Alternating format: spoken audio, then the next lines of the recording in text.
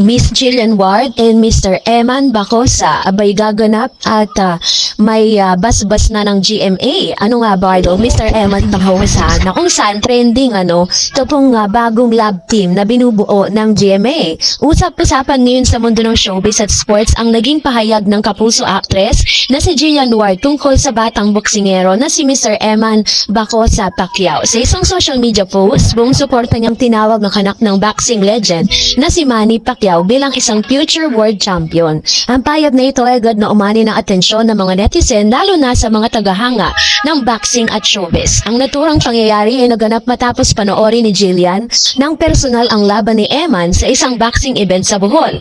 Ayon sa ulat ng GMA Network, masayang ibinahagi ng network ang kanyang suporta at paghanga sa batang boksingero matapos itong magtagumpay sa laban sa Indonesian boxer na si Reynold Kundimang. Dahil dito, lalong lumakas ang usap-usapan tungkol sa kanilang samahan, lalo na't matagal mang ipinapahayag ni Eman na isa sa kanyang mga celebrity crush ay si Jillian Ward. Ngunit, higit sa lahat, naging sentro ng balita ang kanyang potensyal na maging susunod na world champion ng Pilipinas. Ang laban na dinaluhan ni Jillian Ward ay naganap sa Bohol Cultural Center kung saan hinarap ni Eman ang Pacquiao ng Indonesian boxers.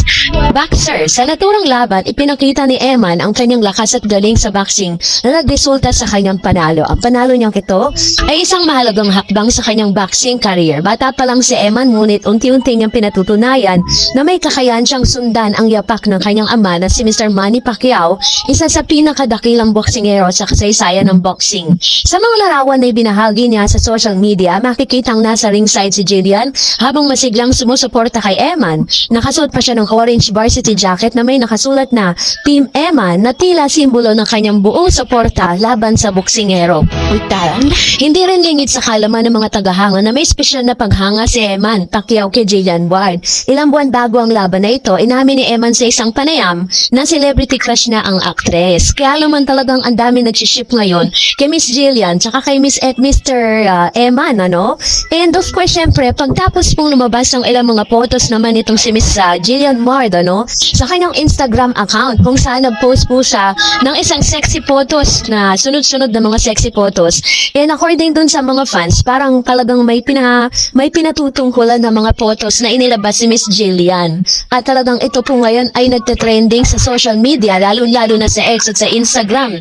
Dahil ilang minuto pa lang ang kanyang pagpo-post dito, ay meron na po 79,400 na mga heart reacts, Tapos meron ng 519 comments and 2,156,000 share sa kanyang Instagram. Bumabaha po ng mga komento mula sa mga netizen at sa lahat ng mga tagahanga at supporters itong si Miss Jillian Ward matapos niyang ilabas ang mga sexy photos na ito. Grabe po yung naging reaksyon ng mga netizen dito po sa mga inilabas ni Miss Jillian. Kaya naman, may mga nagsabi nga na parang merong magandang karakter na dapat gampanan si Miss Jillian. According po sa isang komento ng isang netizen, isang tagahanga po ni Miss Jillian Ward, sabi dyan, next Marimar Su, Jillian at si Seryo naman. Si Emma na ako, sobrang lakas nito. Madaming maghihintay. Sana po GMA sila naman. Sobrang bagay nila sa Marimar remake. Jillman, tapos si Marimar naman yung rich girl. At si Seryo yung poor pa. Talagang pagligtas si Marimar. We hope po GMA madami na pong naghihintay sa Jillman. So if you remember, ito pong Marimar na ito ay sumikat po siya, isang sikat na Mexican telenovela na unang ipinalabas noong 1994. Ito ay pinagbibidaan ng kilalang Mexican singer at actress na si Talia bilang si Marimar. Isang mahirap ngunit mabait na dalaga na nakatira sa tabing dagat kasama ang kanyang lolo at lola. Ang seryeng ito ay isa sa pinakasikat na Latin American telenovela sa buong mundo at naging napaka-popular din sa Pilipinas nang ipalabas ito sa telebisyon noong dekada 90. Dahil sa tagumpay nito, naging bahagi ito ng Marimar na tinawag na Maria Trilogy. Narito ang ilan sa mga mahalagang karakter. Una si Marimar, Sergio Santibanez, ang lalaking nagpakasal kay Marimar ngunit nagkaroon ng maraming pagsubok sa kanilang relasyon. Si Angelica Santibanez, ang malupit at upang abusong hipag ni Sergio na laging pinapahirapan pahirapan si Marimar, no? So, ginampanan din si Eduardo Capitillo ang papel ni Sergio habang si Chantel Andre naman ang gumanap bilang kontrabidang si Angelica. So, ang kwento ni Marimar, umiikot po yan sa buhay ng isang simpleng dalagang mahirap na nakatira sa isang kubo sa tabing dagat.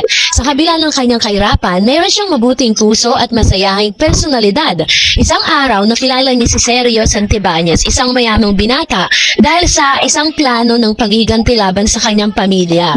Nagpakasal si Sergio kay Marimar, ngunit matapos ang kasal, naranasan ni Marimar ang matinding pang-api mula sa pamilya ni Sergio, lalo na kay Angelica. Isa sa pinakatanyag na eksena ng serye ay yung hukay ng kwinta sa putikan na parusa kay Marimar kung saan pinapahirapan siya ni Angelica. Kalaunan ay nagbago ang kapalaran ni Marimar. Natuklasan niyang anak siya ng isang mayamang pamilya at nagbalik siya bilang elegante at mayamang babae na may bagong pangalan na pangalan ay Bella Aldama. Dito nagsimula ang kanyang paghiganti sa mga taong umapi sa kanya.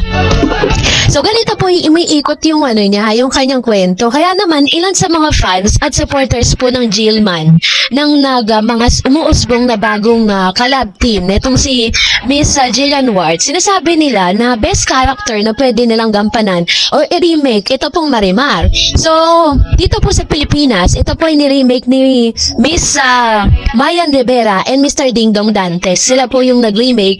Si Marimar, si Miss tungkol si Marian Rivera, si Dingdong naman itong si Sergio. So sa nakikita po natin closeness at doon sa karakter at tindig nitong si Miss Jillian Ward at saka si Mr. Eman Bacosa, masasabi natin na sobrang bagay talaga na kung sila yung magre-remake ng panibagong generation. Kumbaga parang Gen Z, diba? Gen Z series naman. Pero Marimar, diba? Remake. At kitang-kita naman natin talagang mabibigyan ng hustisya or justice ni Miss Jillian White. Ito pong nasabing serye na ito. So, nang ipalabasin ng Marimar sa Pilipinas, naging napakalaki ng epekto nito sa mga manonood. Maraming Pilipinong nantik sa kwento ng paghihirap, pag-ibig at paghiganti ni Marimar. Dahil sa kasikatang ito, naging household name ang karakter na si Marimar. Maraming batang pinangalanan bilang Marimar. Naging trend ang theme song ng serye.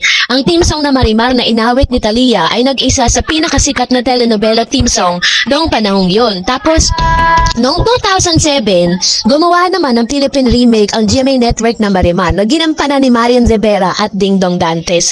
So, ito po talaga yung pinakaantay ng maraming mga fan. Kaya, yun yung isa sa mga request ng mga fan ng Jillman sa GMA Network, no? At hindi naman po talaga, hindi po ganun kahirap pagbigyan. Kasi si Mr. Eman Bacosa po is nakakontrata po siya, diba? Naka-sign po siya ng kontrata exclusively for GMA. Kaya, if in any case, na kung si Mr. Eman Bacosa ay maging isang world champion boxers na sa Pilipinas, sa buong mundo, ang kanya pong mga laban ay mapapanood lang exclusively sa GMA. Kasi syempre, nakapirma siya ng kontrata doon.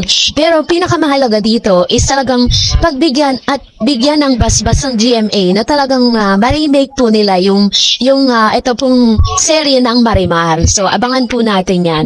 And that's it for today. For more videos and updates, please don't forget to like and subscribe. And please don't forget to follow my Facebook page, Dareds TV and Dareds channel. God bless everyone. Bye.